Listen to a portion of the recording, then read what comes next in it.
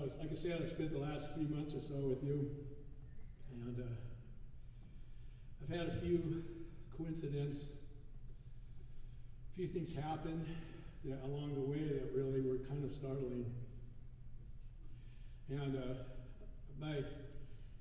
one of my cousins, Joanne is her name, and she moved to Spokane when I was a senior in high school. And she used to come to all the football games, and she loved to talk sports. She went on to become a child psychiatrist and one of my dearest friends. She was teaching history at St. George's at the time, decided to go back to medical school. But she and I have gotten together, well, I've known her since I was a senior in high school. And we talk sports, but that's what we do. And we play Yahtzee and we play cribbage and we talk sports. And for years and years we've bitched about how money has made it bad, money has changed it, money's made it worse. And then we always end our conversation by saying that it's a lot better than it ever was. Because when I was a senior in high school, half the population couldn't throw a ball as hard as they wanted, run as fast as they wanted, or train as hard as they wanted. And since Title IX, that's not been the case. And I've told her over time that there's a classmate of ours that I've wanted to apologize to for the longest time. And I've told her this since I was a senior in high school. Well, I didn't realize I needed to apologize to her probably till I was older. But for years I've told her, and her name's Bev Calicote. And I thought, I tried to locate her, and to no luck. And then it just sort of became too late, I thought. And then about 6 weeks ago, I get a friend request from Bev Calicote. And so the rest is this song.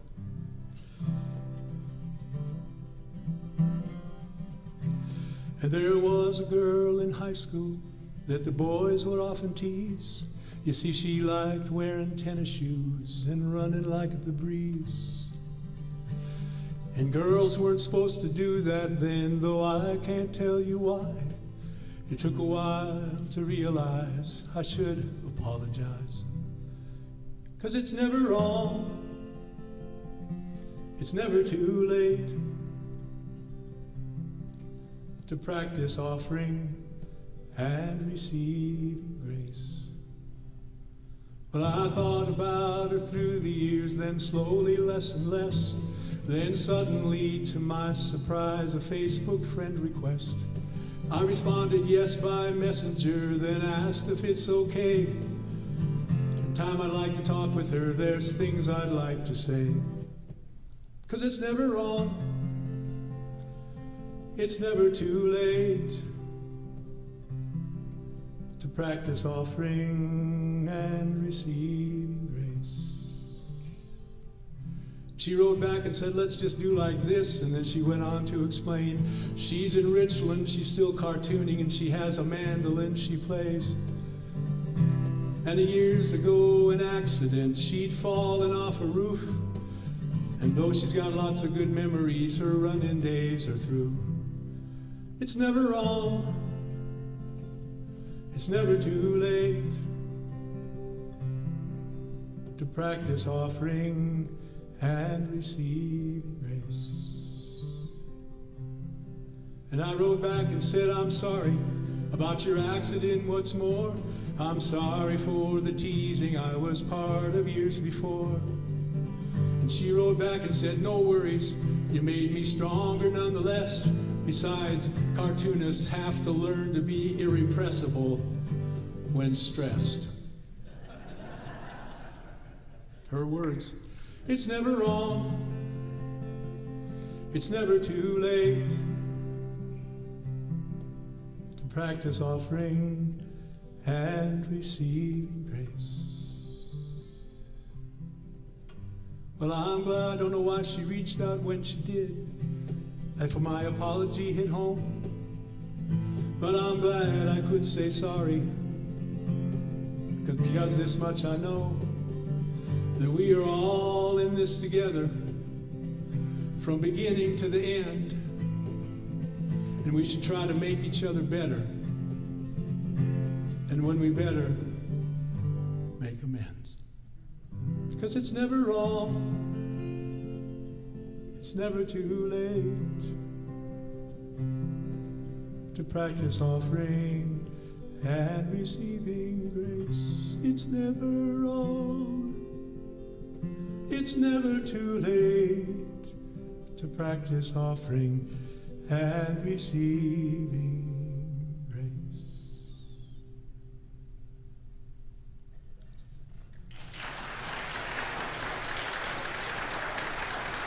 So she says to say hi. So, and so there's a couple other books that were on the website, and it's a little more challenging because I don't remember Jim Moreland. I maybe should. I don't know how many of you do, but I read on the website on what, so he was and the line that stuck out to me was he was a determined evangelist for the disinfecting power of sunlight and the refusal to ignore uncomfortable truths. So he was the first guy to write about Ruby Ridge, and he wrote about the Aryan nations. So this is my tribute to Jim. He loved family, work, and music. Oh, and this is the part that struck me in his obituaries, and they were everywhere. He said he used to pass out cards, and he stole it from Harold Blaze. And I walked by the Spokane River, and I saw. I read about it because I read about it, kind of doing this research.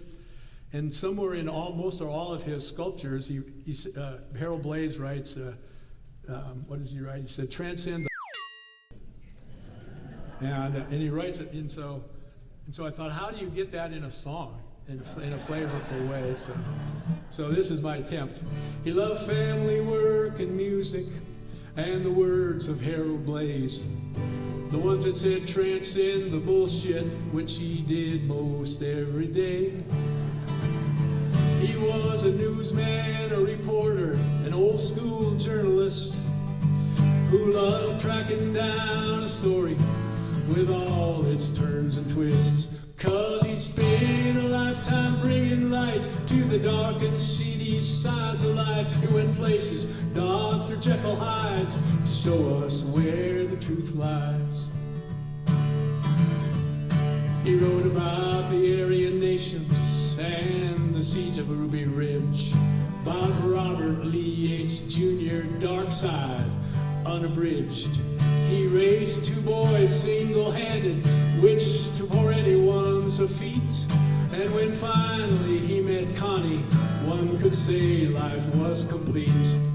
He spent a lifetime digging light to the dark and seedy sides of life. He's been haunted by the gentle hide to show us where the truth lies. Try that chorus one more time.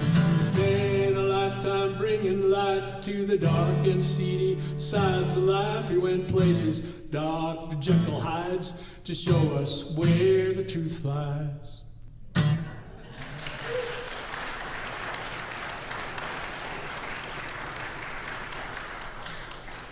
And then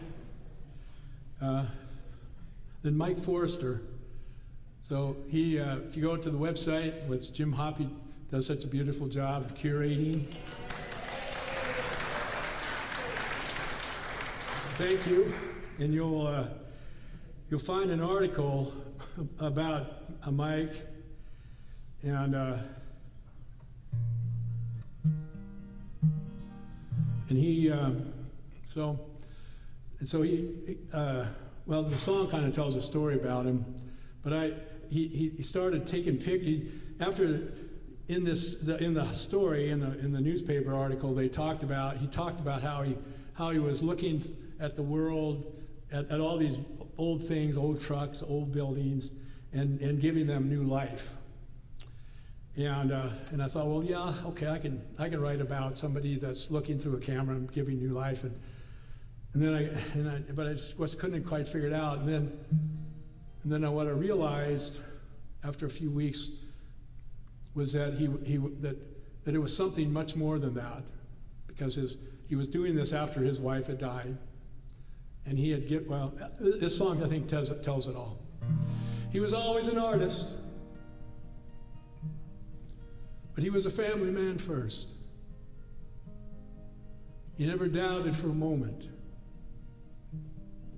what the important things were. Though he loved to paint and he loved to draw, for sure, his family was his masterpiece. And when his kids were raised and his loving wife had died, he struggled to find new meaning in life, until he saw this old world in a brand new light, looking through a camera with an artist's eye. And he started taking pictures of forgotten stuff, and he found truth and beauty in the scarred and the scuffed, and he found in the lost something to love. Somehow it all was renewed. When his kids were raised and his loving wife had died, he somehow found that meaning in life, when he saw this old world in a brand new light, looking through a camera with an artist's eye. And there's a lesson there for all to see, when it's time for you and I to grieve. If we can find reason to believe, the world gonna welcome us and let us in. When the work is done, or someone we love dies, if we can just find new meaning in life, see this old world in a brand new light, looking through a camera with an artist's eye. Like looking through a camera with an artist's eye.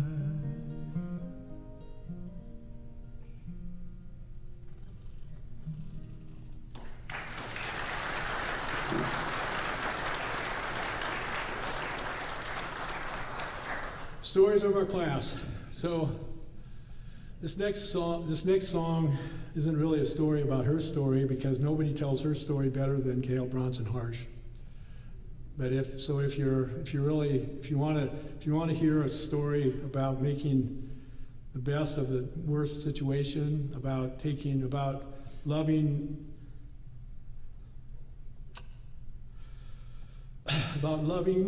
your challenges back to life, talk to her. It also goes out to Bob and Linda Ferris. They've done some good things with their struggles too. But and it's one thing that, again, when I was thinking about hanging out with you for all these months, that you're my witness to this journey, to the road that I am on. All the time when I was up, all the ways that I've been down.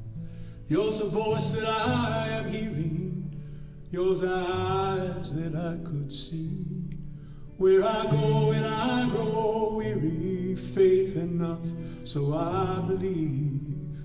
There's a story of the forest and the tree that I think that fell. No one was there to hear, so we can't really tell. We all need a witness to the stories of our lives, and I wanted to tell you I am grateful. I'm grateful you are mine. You're the keeper of my secret.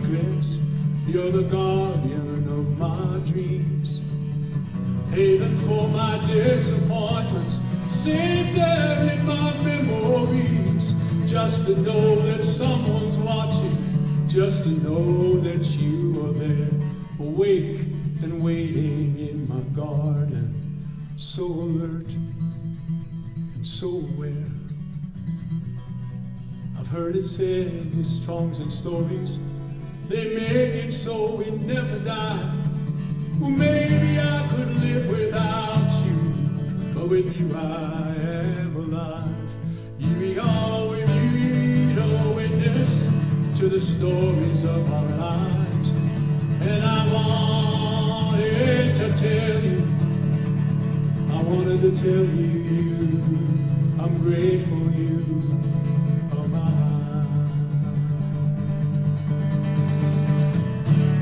It's for Amy.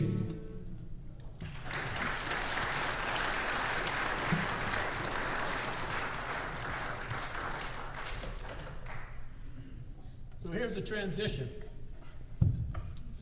So this is the first banjo I ever owned.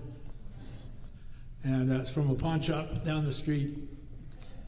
And so when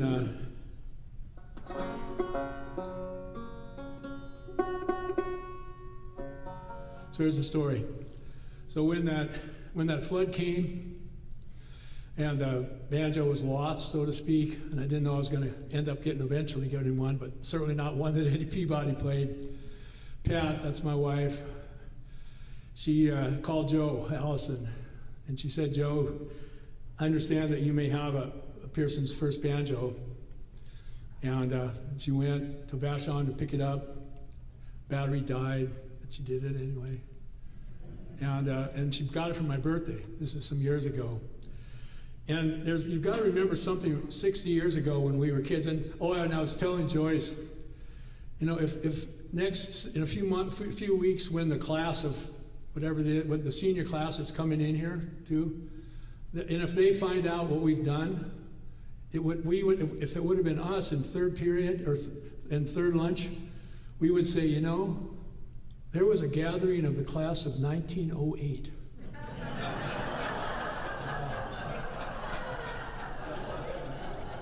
And they actually came back to our high school. Can you believe it? Did anybody show up? Was there anybody still alive? But anyway, so they got this banjo for my birthday. It's about 10 years ago. And we've got a reading nook. And I would put it over there and I'd watch it, and then I play it, and then I couldn't take my eyes off of it for all day.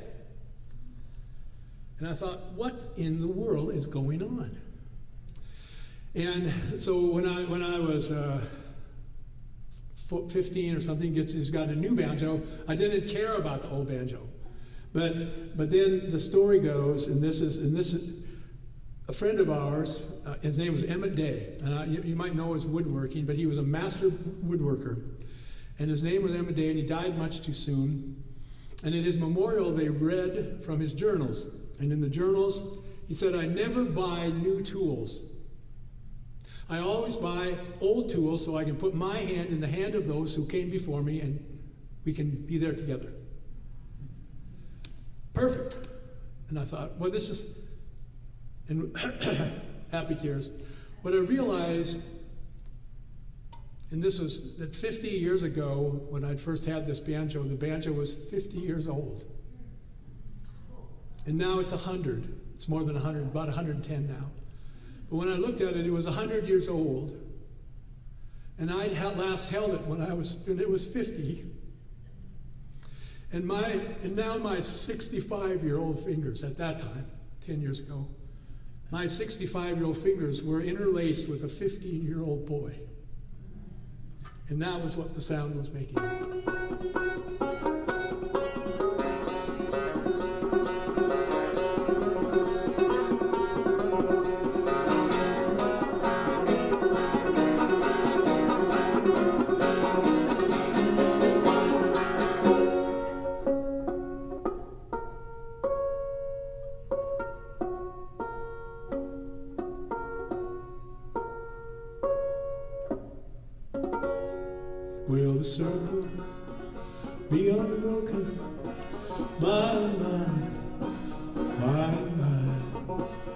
There's a better home waiting in the sky, in the sky.